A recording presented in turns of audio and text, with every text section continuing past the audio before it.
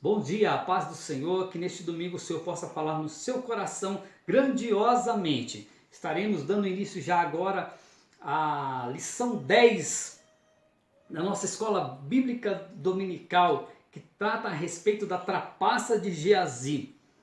E entraremos nesse assunto da trapaça de Geazi, as consequências que essa trapaça, essa mentira causou na vida de Geazi. Uma mentira causou um mal tão grande na vida de Geazi, irreversível.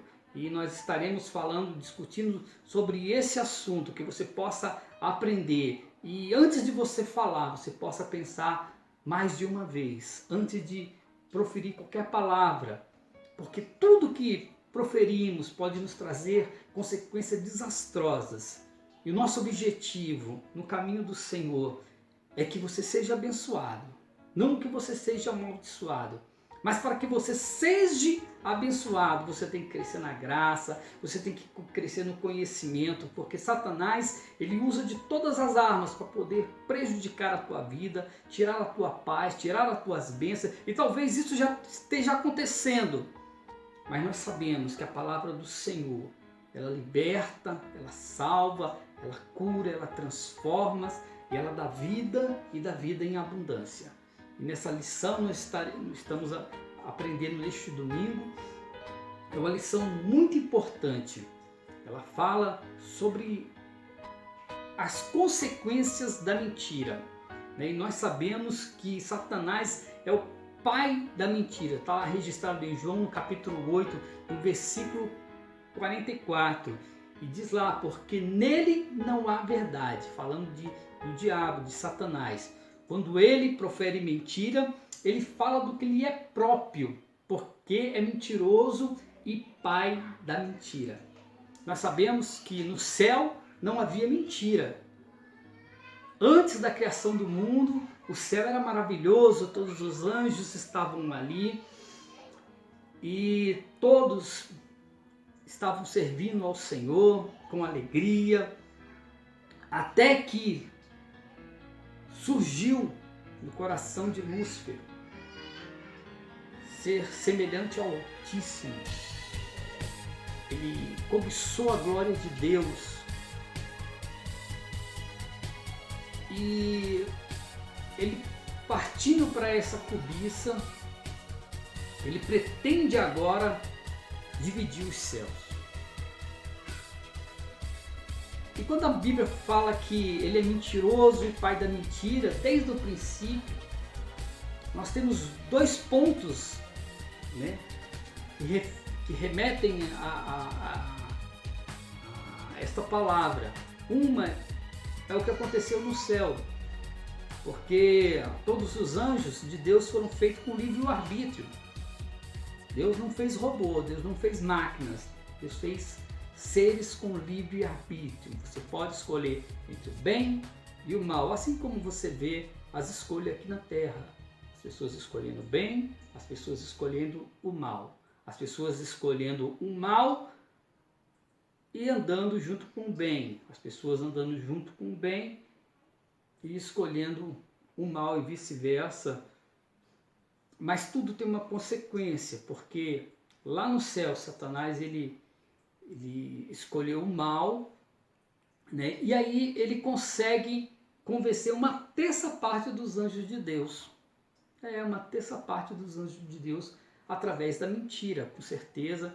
Né? E ele, como pai da mentira, criador da mentira, ele não teria como convencer uma terça parte dos anjos, que hoje são os demônios. Ele não teria como convencer com a verdade. Então ele convence com a mentira.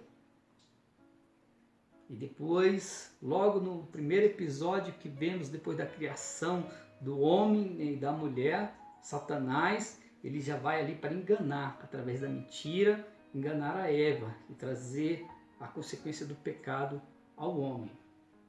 Mas nós sabemos que essa separação hoje que existe na terra entre o bem e o mal, entre os que servem a Deus e os que não servem a Deus. A Bíblia já começa separando os filhos dos homens e os filhos de Deus. Se você quer ser filho de Deus, então busque conhecer a palavra do Senhor, busque conhecer a vontade do Senhor, porque essa separação dos homens, ela é para toda a eternidade. Então no céu não houve uma escolha, Deus criou os seus filhos ali com livre-arbítrio, eles poderiam escolher o que eles quisessem, mas não houve uma separação. Agora há uma separação. E Deus, ele ama você, ele quer que você não se perca em fantasias, não se perca em ilusões, porque muitas coisas que parecem ser pequenas, elas podem separar você de Deus para toda a eternidade. Então é momento de você refletir. E essa palavra vai trazer um obstáculo da vida, chamado mentira.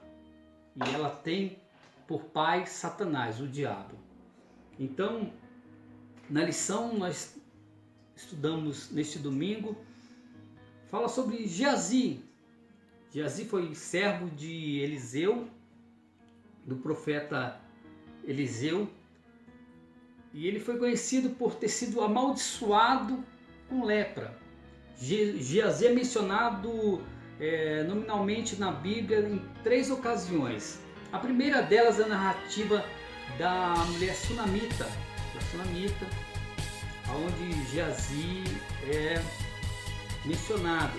Ali ele aparece como ali um moço de Eliseu, mas ali ele aparece de uma forma maravilhosa.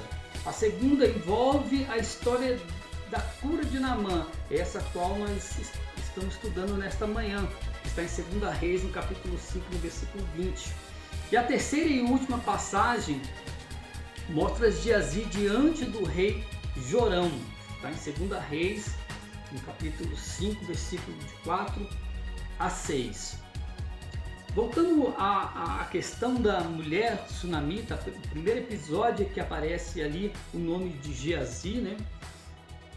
A sunamita ela foi procurar Eliseu, porque ela, em resumo, né, ela tinha recebido um filho de Deus ali, né? Eliseu tinha orado para que isso acontecesse e ele profetizou na vida dela, ela recebeu um filho, né? Ela não tinha mais como ter um filho porque seu esposo já era muito velho, né? E ela era uma mulher rica, ela não precisava de nada, mas Eliseu queria abençoar ela porque ela era uma bênção na vida de Eliseu. E Eliseu profetizou um filho para a vida da sunamita, ela ficou muito feliz e depois esse filho vem a falecer, esse filho vem a morrer. Então a sunamita vai atrás de Eliseu para contar para Eliseu aquela tragédia, mas ela vai confiando que Deus tinha lhe dado aquele filho e que aquele filho era uma bênção na vida dela. Então ela vai até Eliseu e quando ela chega até a casa de Eliseu, Eliseu vai pedir ao seu moço, que é Geazi, nesse episódio que aparece pela primeira vez, né? Geazi ali, moço de Eliseu. E o profeta ordena que Geazi leve o seu bordão e colocasse sobre o menino, o jovem que já estava desfalecido.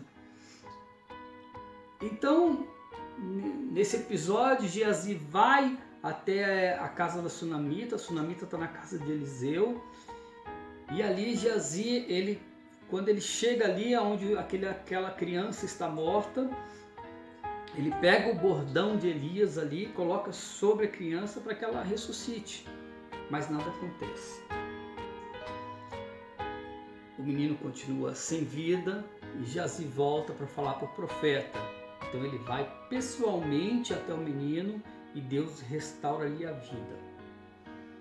Mas é interessante que nós vemos que Eliseu ele prova Geazi. Então ele coloca ali Geazi numa missão difícil, ir lá ressuscitar, porque Geazi possivelmente seria o sucessor de Eliseu. Assim como Eliseu era o sucessor de Elias. E andou com Elias, e a palavra mais conhecida na Bíblia, na história de Elias e Eliseu, era quando Elias dizia para Eliseu, ó, Eliseu, fica aqui que eu vou lá para o Jordão. O Senhor me mandou eu ir, eu tenho que obedecer. Então Eliseu respondia para ele, vives tu, vive o Senhor, eu nunca te deixarei, para onde quer que fores, contigo eu também irei. Então aonde Elias ia, Eliseu estava junto. Então Eliseu, ele foi um bom moço, ele foi um bom servo. E agora Geazi estava no papel de Eliseu ali. Então ele com certeza esperava que Geazi fosse como ele. E Geazi, ele aparece no cenário pela primeira vez ali. E é interessante que ele, quando Eliseu quer ajudar a sunamita, e num diálogo, um trocadilho ali de palavras, Geazi fala, olha, essa mulher não tem filho e seu esposo é velho. Então ele direciona aquela bênção para a mulher, né? E Eliseu queria abençoá-la, né, de alguma forma, mas como ela era uma mulher que tinha poderes, tinha riqueza, né? O que mais ela precisava era de um filho. E Geazi, ele entra ali como uma benção, ele, né, é um abençoador ali. Mas no segundo episódio, que aparece Geazi novamente, é na cura do general Naamã. Está em 2 Reis, no capítulo 5, quando lemos sobre Naamã, um capitão sírio, né? Um capitão sírio, que era leproso, e ele tinha uma serva na casa dele, que foi levada de Israel a cativo, né? Pelos sírios, e essa serva ficou trabalhando na casa de Naamã. E essa serva vendo, era uma garota, ela vendo a situação ali do senhor dela, daquele general, ela diz, se Naamã estivesse lá em Israel, lá tem um profeta, um homem de Deus, que iria curar ele. Então ele fica sabendo, a esposa contra para Naamã ali sobre o relato daquela garota, porque ela está falando que lá em Israel tem um Deus lá que cura, que ele é a única solução. E aquele general, ele queria se ver livre daquela lepra. E o objetivo dele era ser curado daquela lepra. Então ele vai até o rei sírio, né? E ele fala o que a serva falou na casa dele. Olha, ela disse que lá em Israel tem um homem lá que se eu for lá, ele vai me curar da lepra.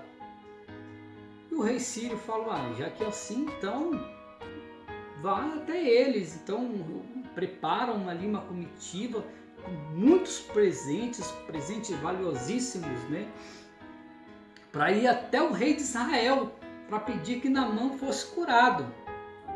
E Naamã vai até o rei de Israel com sua comitiva, e quando ele chega ali, ele se depara com um rei que fica aflito. Quando o rei percebe que Naamã está ali justamente para ser curado. E o rei vai falar assim, mas quem sou eu para curar Naamã?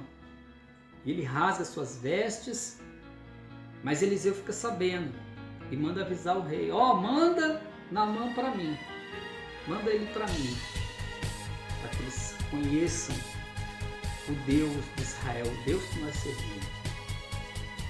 Então o rei de Israel manda Naamã até a casa de Eliseu. E quando ele vai à casa de Eliseu, antes dele chegar à casa de Eliseu, ele chama o seu moço, que é Geazi, e ele fala para Geazi, e é o encontro de Naamã. E quando ele encontrasse com Naamã, que ele pedisse a Naamã que mergulhasse 7 vezes no Rio Jordão, nas águas turvas do Rio Jordão. E assim Geazi faz, ele vai de encontro com Naamã. Mas Naamã esperava ser recebido por Eliseu. que ele vem com toda uma comitiva, né, com presentes e tudo mais. E no meio do caminho ele encontra Geazi. E Geazi fala para ele, olha, o meu Senhor mandou que o Senhor mergulhasse 7 vezes no Rio Jordão, para que o Senhor fosse curado, limpo da lepra. E Naamã não gostou muito daquilo. Primeiro que quem veio recebê-lo foi um garoto. E agora o garoto fala para ele mergulhar nas águas turvas do Rio Jordão 7 vezes. Então ele vai falar dos rios, né, que havia em Damasco. Por que ele então não mergulhava lá nos rios da terra dele, que era mais limpo, que eram melhores rios do que os rios de Israel? Ele começa ali a contender. De repente um servo fala assim, não, Naamã, presta atenção o que está acontecendo. Ele só pediu para você mergulhar 7 vezes no Jordão para você ser limpo. Se ele não pedisse coisa mais difícil, o Senhor não faria. E aí eu acho que cai a ficha de Naamã. Aí ele é mesmo. E ele vai e entra lá no Jordão, mergulha uma vez, 2 vezes, 3 vezes, mergulha as 7 vezes. E quando ele sai do Jordão, ele sai limpo, sai purificado. E ele fica muito feliz, fica muito contente, né? Pelaquela cura, pelo aquele milagre, né? E ele reconhece que há Deus verdadeiramente em Israel. Então ele vai até Eliseu agora para lhe oferecer os seus presentes, né? Levando muita prata, roupas festivas, prata, mas prata em abundância mesmo. Mas Eliseu não aceitou nada daquilo, porque ele sabia que quem operava o milagre não era ele. Um dos motivos ao qual ele não vai encontrar com Naamã, porque ele quer apresentar a Naamã o Deus que cura. Ele quer apresentar a Naamã que toda honra, toda glória pertence ao Senhor. Ele não quis se apresentar como um curandeiro, não, porque ele sabia que o poder pertence ao Senhor, né? Deus simplesmente o usa como um vaso. E a Bíblia fala que eles eram homens como nós. Deus usa, mas quem usa é o Senhor, quem cura é o Senhor, quem trabalha é o Senhor. Por isso não podemos fazer marketing do que Deus faz. E quem faz é o Senhor.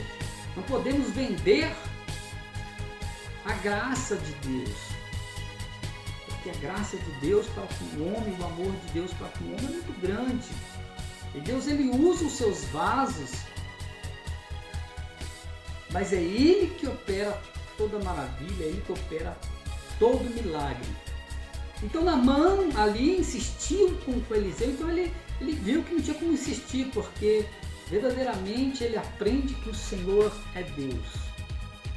Inclusive ele pede terras ali de Israel, para encher pelo menos 2 mulas de terra ali, para levar terra lá para a Síria, ali, para ele lá ele poder adorar ao Senhor. Porque agora há uma conversão no coração de Naamã. Ele é purificado da lepra e tem uma conversão. E como ele percebeu que não tinha como pagar por aquele benefício, o que ele faz?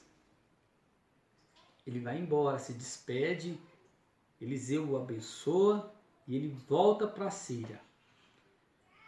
Mas quando ele está voltando para a Síria, aquele garoto, aquele moço de Eliseu, Geazi, ele vai falar assim, vai falar essas palavras: o meu senhor poupou a este sírio Naamã, negando-se a aceitar dele alguma gratificação do muito que trazia. Tão certo como vive o Senhor, irei atrás dele e receberei dele alguma recompensa.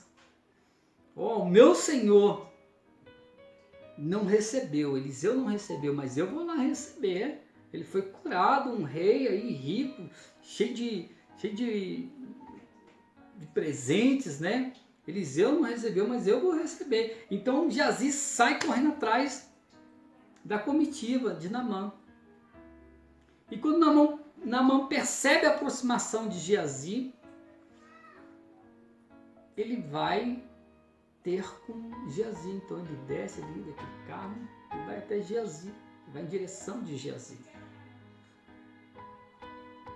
Então Geazi pede para Naamã, mentindo em nome de Eliseu. Então ele usa da mentira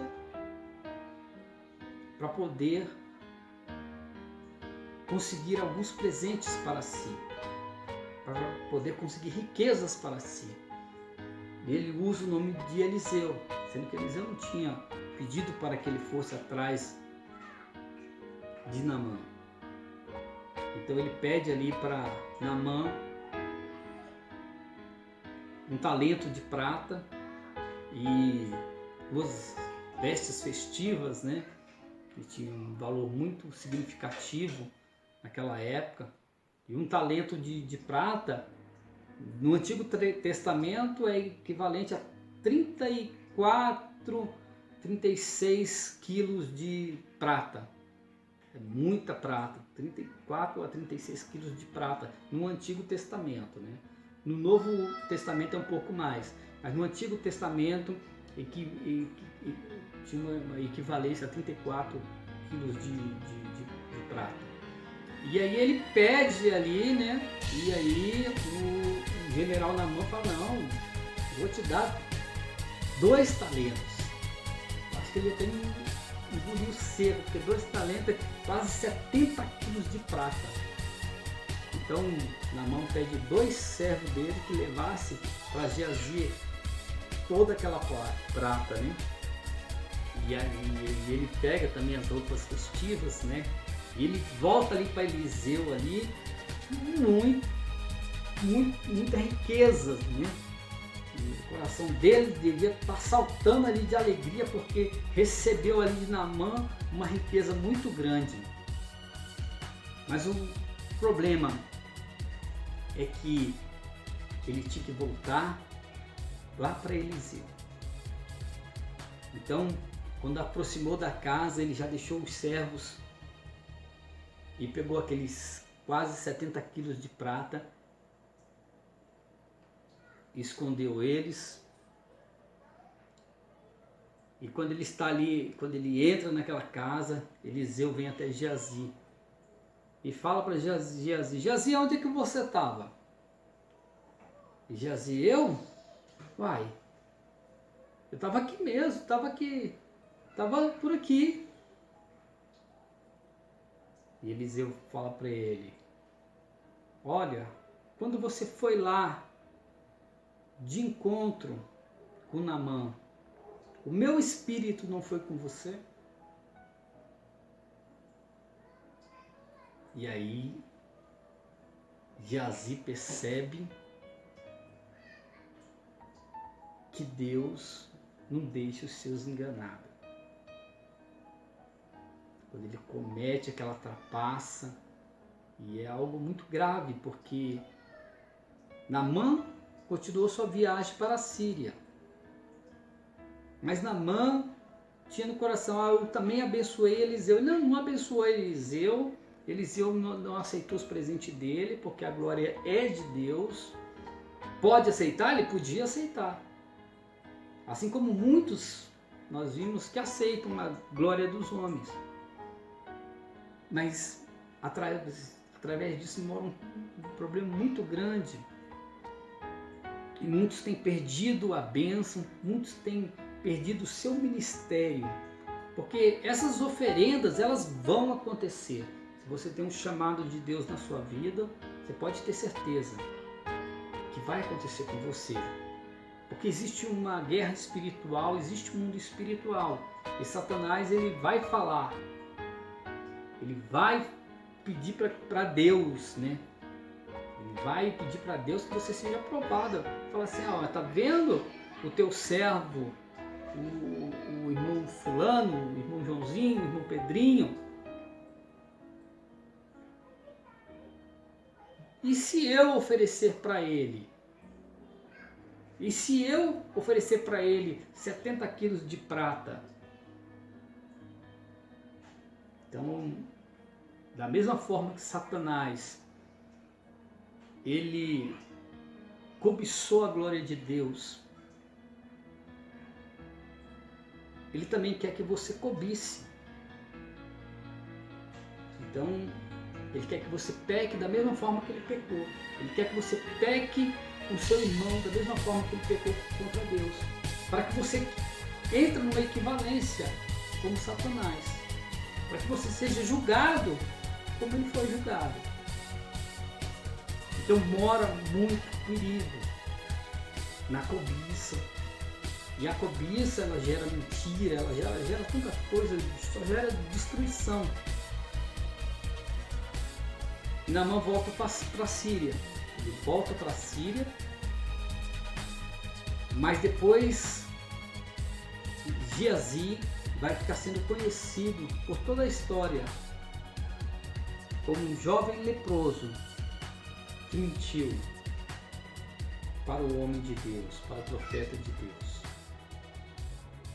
Porque quando Geazi está na presença de Eliseu, e ele mente para Eliseu, agora mentindo para Eliseu, que não tinha ido a lugar nenhum, e talvez já escondido aquela prata, aquela riqueza que ele tinha, que daria para ele comprar muitas coisas naquela época, daria para ele ter até um escravo ali a serviço dele ali.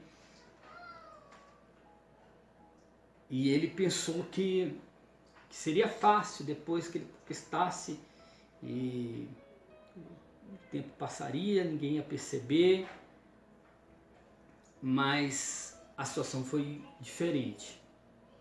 Então Eliseu, ele vai amaldiçoar Geazi por ele ter mentido em nome de Eliseu, por ele ter cobiçado a riqueza de Naamã.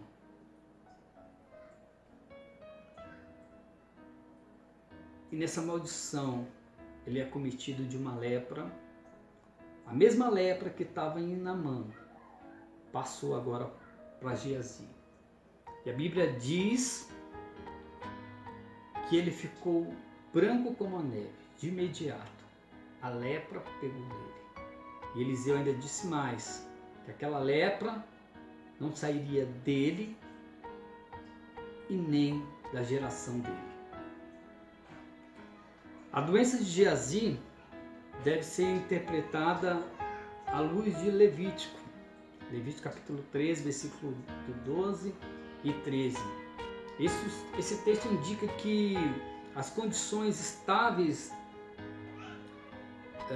eram consideradas ali as condições estáveis da lepra, né? Porque ele já ficou branco ali, e quando a pessoa chegava naquele patamar de ficar todo já embranquecido da lepra, é porque a lepra já não era mais contagiante, né? Ela já não contagiava mais. É por isso que a situação ali de Naamã, ele foi até o rei da Síria e estava ali com todo mundo e não estava separado, mesmo sendo leproso, porque estava acontecendo tudo aquilo lá, porque ele já estava branco também. E a mesma lepra que estava nele passou para Geazi.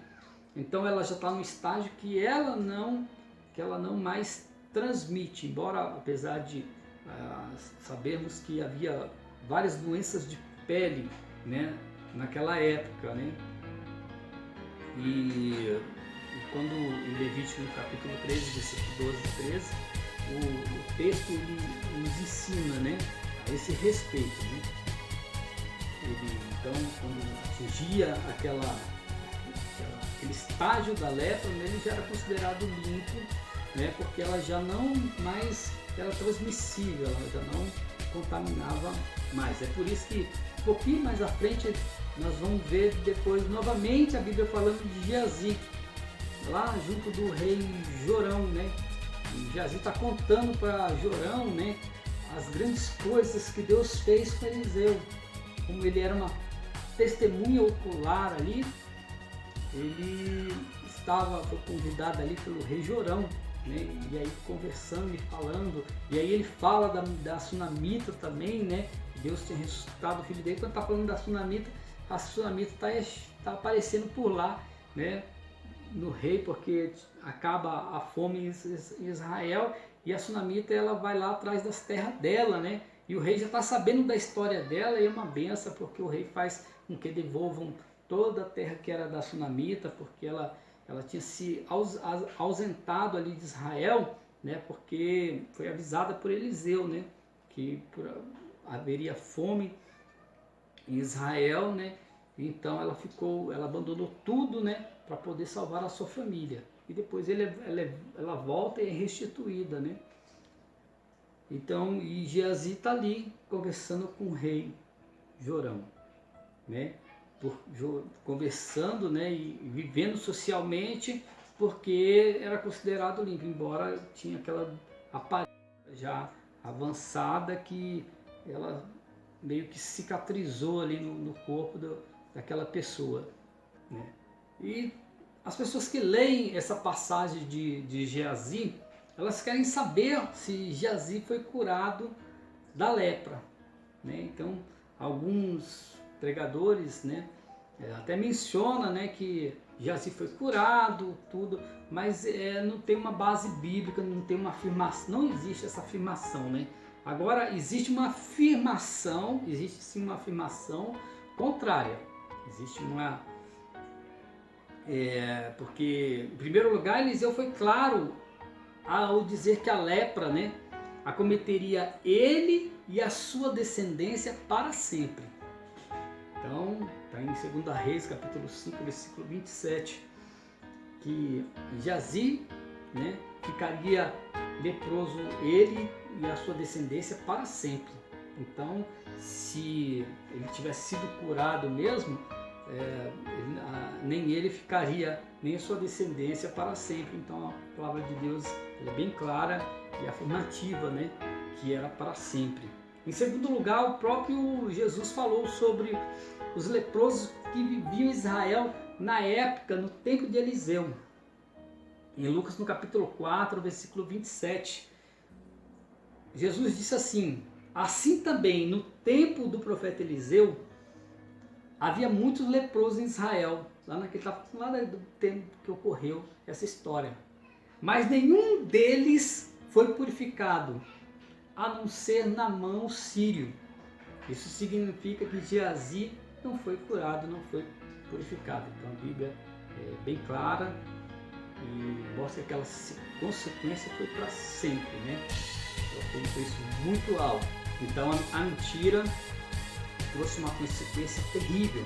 E lembrando que não foi só no Antigo Testamento que aconteceu isso. Lá no Novo Testamento também, lembrando de Ananias e Safira, né? Eles venderam uma propriedade, né? E aí todos que ali, aquelas pessoas que aceitaram a Jesus Cristo, né? Que foram alcançadas através dos evangelhos, né? Então aquelas pessoas, elas vendiam as suas propriedades e depositavam aos pés dos apóstolos, né?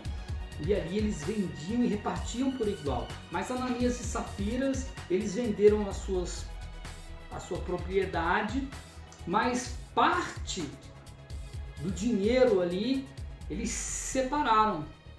Eles reteve parte do dinheiro que eles tinham vendido a sua propriedade. E a outra parte eles depositou, na verdade, Ananias primeiramente, né? Ele foi lá e levou e depositou aos pés dos apóstolos, né?